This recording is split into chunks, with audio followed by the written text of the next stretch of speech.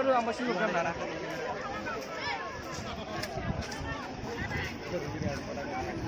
Orang ni berdua sih.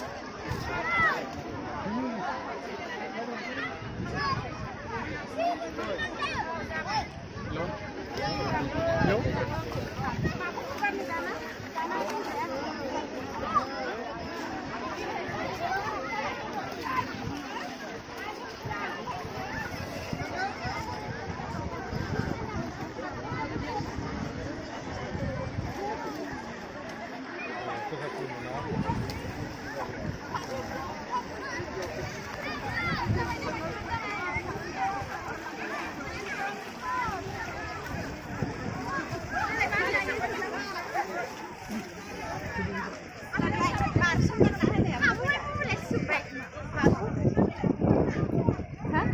Tabai. Tabai. Atas tu. Saya hiburan tangan tu, dia apa tangan? Nah,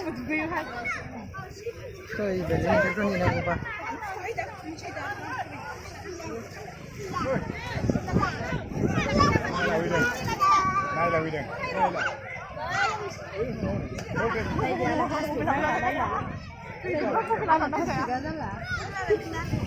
Dia gustar nama?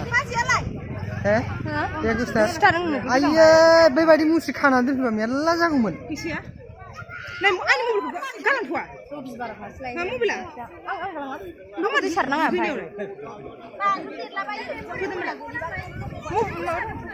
Bubur sebai. Mami.